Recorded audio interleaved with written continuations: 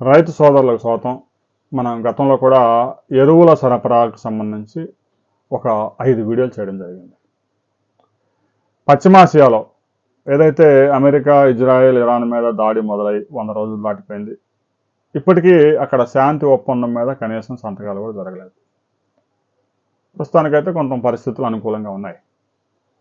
Kuwait నుంచి రావాల్సిన LNG gas కూడా రావడం లేదు. దేశంలో ఎరువుల తయారీ నిలిచిపోయింది. చైనా నుంచి ఎరువులు దిగుమతి చేసుకుంటున్నాం. ప్రపంచంలో మరికొన్ని దేశాల నుంచి కూడా ఎరువుల దిగుమతికి కేంద్ర ప్రభుత్వం టెండర్లు పిలిచింది. ప్రతి సంవత్సరం భారత్ 600 లక్షల టన్నుల ఎరువులు వాడుతూ ఉంది.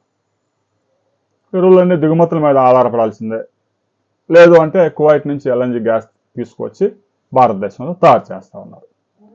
అయితే చాలా రాష్ట్రాల్లో రైతులు ఎరువులు వాడాల్సిన దానికన్నా కూడా 500% అధికంగా వాడుతూ ఉన్నారు. శాస్త్రవేత్తలు, వ్యవసాయ అధికారులు చెప్పిన మాటను రైతులు అసలు పట్టించుకోవడం లేదు. ఒకప్పుడు ఎకరా వరి సాగులో 3 బస్తాలు ఎరువులు వాడితే ఈరోజు 10 నుంచి 12 బస్తాలు ఎరువులు వాడుతూ ఉన్నారు. ఒక ఎకరా మిర్చి సాగు చేయడానికి 20 బస్తాలు ఎరువులు కూడా వాడుతూ ఉన్నారు. ఒక ఎకరా మొక్కజొన్న పండించడానికి 12 బస్తాలు ఎరువులు పోస్తూ ఉన్నారు.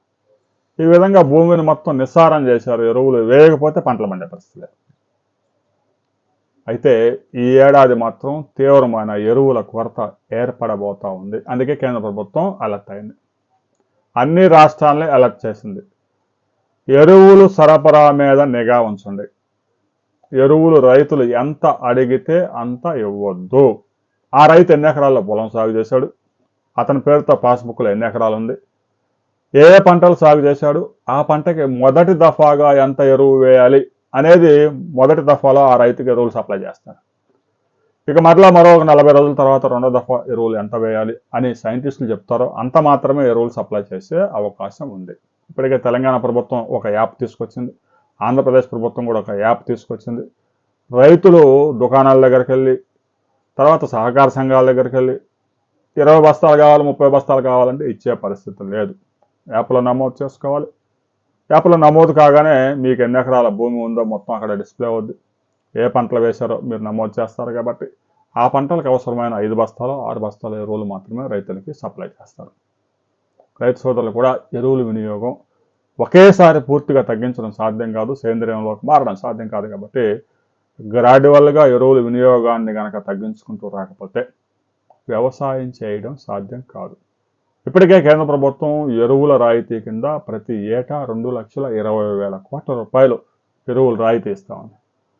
ఒక యూరియా బస్తా రైతు చేతికి వచ్చేసరికి కేంద్ర ప్రభుత్వానికి 2,850 రూపాయలు ఖర్చు అవుతూ ఉంటే అది రైతుకు 266 రూపాయల 50 పైసలకి సప్లై చేస్తాం.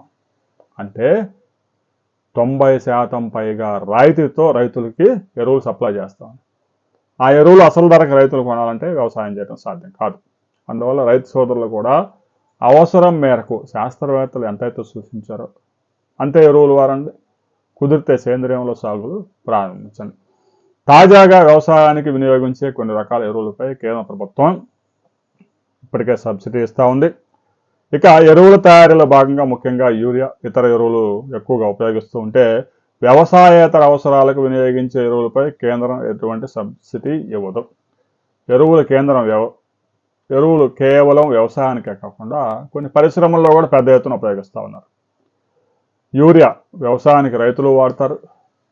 అదే యూరియాని పరిశ్రమలు కూడా పెద్ద ఎత్తున ఉపయోగిస్తూ ఉన్నాయి.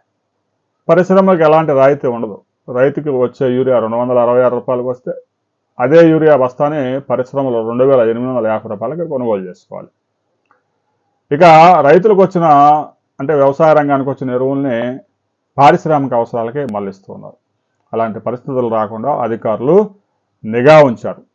దాంతోపాటు ఎవరైతే డీలర్లు ఉన్నారో వారు రిసీవ్ చేసుకున్న ఎరువులు రైతులకు అమ్మకుండా రైతుల పేరుతో రిజిస్టర్ తయారు చేసి అమ్మేసినట్టు రికార్డులు రాసి బ్లాక్ మార్కెట్కి తరలించి రేపు జూలైలో రైతులు పెద్ద ఎత్తున ఎరువుల కోసం ఎగబడినప్పుడు బస్తా 500కి 600కి ఎక్కువ ధరలకి ఎంఆర్పీ కన్నా కూడా అమ్మేందుకు ప్రణాళికలు సిద్ధం చేసుకుంటూ ఉన్నారు. దీని మీద కూడా అధికారులు నిఘా పెట్టాలని ఆదేశాలు జారీ చేశారు. ఇప్పటికే వ్యవసాయ అధికారులు గిడ్డంగులన్నీ తనిఖీలు చేస్తూ ఉన్నారు, నిల్వలు పరిశీలిస్తూ ఉన్నారు. కొన్ని మండలాల్లో, కడప జిల్లాలో కొన్ని మండలాల్లో వేసవి కాలంలోనే ఒక్కో మండలంలో 800 టన్నులు 900 టన్నులు ఎరువులు అమ్మేసినట్టుగా డీలర్లు రికార్డులు తయారు చేశారు. వారి మీద క్రిమినల్ చర్యలకు సిద్ధమవుతూ ఉన్నారు.